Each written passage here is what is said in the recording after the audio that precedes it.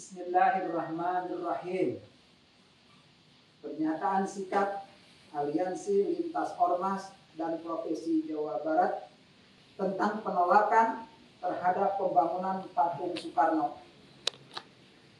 Sudah beredar berita di tengah masyarakat tentang rencana pembangunan monumen Plaza Soekarno di Gor Taman Saparua, Kota Bandung oleh Yayasan Putra Nasional Indonesia yang dihadiri Gubernur Jawa Barat dan Sekjen PDIP, di mana di dalamnya akan dibangun patung Soekarno setinggi 22,3 meter.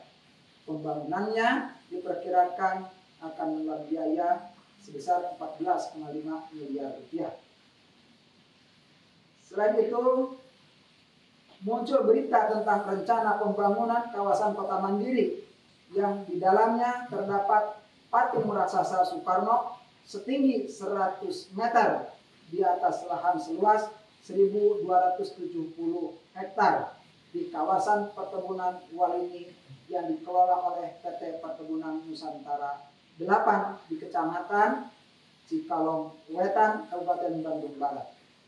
Menurut Bupati Bandung Barat, Hengki Kurniawan dari PDIP, biaya investasinya mencapai 10-20 triliun rupiah dari Ciputra Group.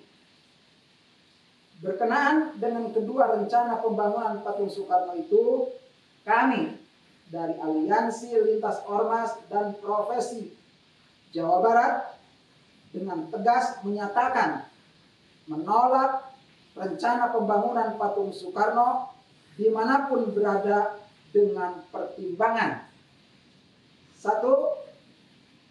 Pembangunan patung Soekarno bertentangan dengan syariat Islam yang tegas melarang pembuatan patung makhluk bernyawa, menggambar atau membuat patung dengan objek yang ada nyawa atau ruh seperti manusia atau hewan. Hukumnya haram berdasarkan sabda Nabi Muhammad SAW, yang artinya barang siapa menggambar suatu gambar, baik lukisan atau patung, maka Allah akan mengazabnya pada hari kiamat hingga dia dapat meniupkan ruh ke dalamnya, padahal dia tidak akan mampu meniupkannya. Hadis riwayat Bukhari. Sebagaimana hadis yang lain, Rasulullah SAW juga menegaskan, setiap orang yang menggambar atau membuat patung akan masuk neraka. Allah akan menjadikan nyawa untuk setiap gambar atau patung yang dia buat, lalu gambar atau patung itu akan mengazab dia di neraka jahanam. Hadis riwayat Muslim. Rasulullah SAW pun bersabda, setiap tukang gambar kelak akan di neraka. Setiap gambar yang dia buat akan diberi nyawa yang akan mengazab dirinya di neraka jahanam. Karena itu, jika kamu terpaksa harus menggambar, gambarlah pohon atau apa saja yang tidak memiliki nyawa. Hadis riwayat Ahmad. Profesor Dr. Wahban Zuhaili dalam bukunya Al-Fiqhul Islam wa Adillatuhu menyimpulkan bahwa para ulama bersepakat atas keharaman membuat gambar atau patung makhluk bernyawa, baik hewan maupun manusia, juga haram meletakkannya dimanapun. Karena itu jelas bahwa pembangunan patung Soekarno adalah perbuatan yang tidak boleh dilakukan oleh seorang muslim, juga penguasa muslim, karena ada dalil yang mengharamkannya. Dari manapun sumber dananya, setinggi apapun atau bahan apapun yang dipakainya adalah perbuatan haram. 2. Di sisi lain, membuat patung-patung makhluk bernyawa, khususnya patung para pahlawan atau para tokoh, bukan budaya kaum muslim. Itu adalah tradisi orang-orang kafir. Dulu bangsa-bangsa seperti Mesir, Romawi, dan lain-lain biasa membuat patung para raja, tokoh, atau pahlawan. sebagai bentuk pengkultusan kepada mereka. Pada zaman modern, beberapa negara seperti Uni Soviet dulu dan Cina membuat patung-patung tokoh mereka untuk dikultuskan oleh rakyatnya.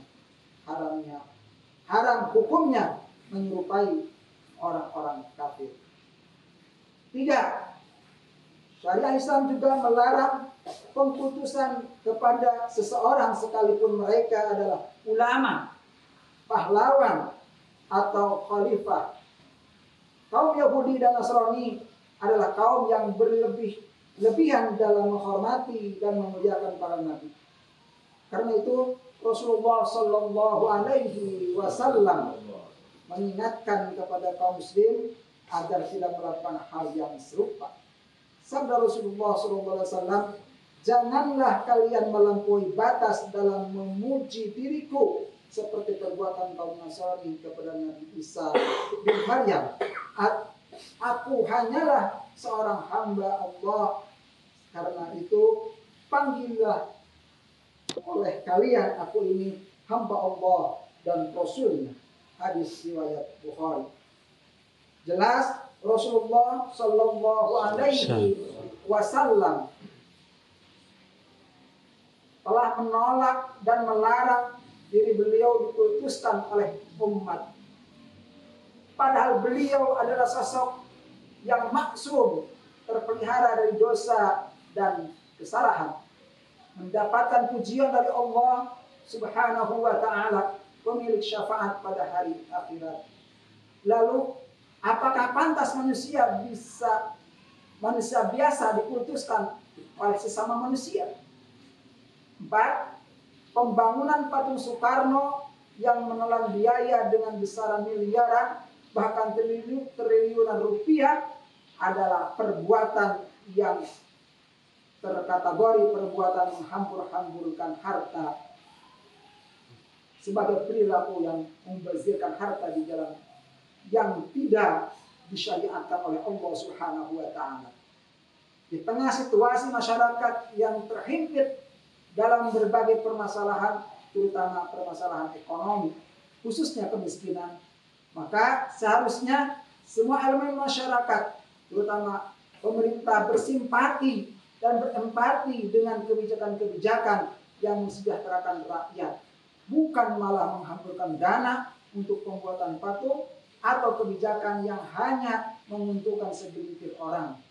Kabupaten Bandung Barat berdasarkan data BPS adalah kabupaten termiskin kelima di Jawa Barat. 5. Pembangunan patung Soekarno tidak ada kaitannya dengan aspirasi dan kepentingan masyarakat Jawa Barat. Akan tetapi diduga kuat syarat dengan kepentingan politik yang mengkultuskan individu dan juga diduga kuat hanya menjadi kedok yang menguntungkan bisnis segelintir cukong kapitalis tertentu. Bahkan berkaca dari apa yang terjadi di kasus proyek kereta cepat Cina, Bandung, Jakarta, dan IKN bisa memberikan peluang pada titik tertentu penggunaan dana dari pemerintah yang bersumber dari masyarakat. 6.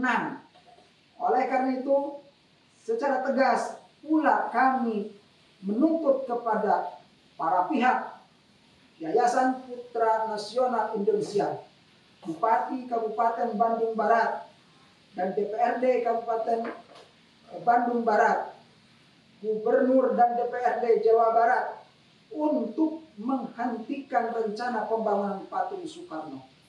Pembangunan patung tidak ada relevansinya dengan kemajuan atau prestasi suatu daerah, bahkan cenderung membawa masyarakat pada pengkultusan individu dan kembali ke budaya paganisme yang jelas bertentangan dengan nilai-nilai keimanan Islam.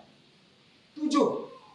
Kami mengajak semua pihak, khususnya pemerintah, sudah seharusnya bervisi misi akhirat, mendidik dan membawa rakyatnya kepada pensucian dan pengagungan hanya kepada Allah Subhanahu wa Ta'ala dengan menjadikan Rasulullah Muhammad SAW sebagai teladan dalam menciptakan masyarakat yang bertakwa dalam kerangka negeri yang baldatun thayyibatun wa rabbul ghafur, di bawah penerapan syariat Islam yang kafah dalam bingkai khilafah.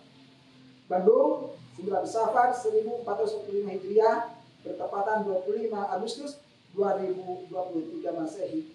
Aliansi Lintas Ormas dan Profesi Jawa Barat, Koordinator Ilman Silanas. Allahu Akbar. Allahu Akbar. Allahu Akbar.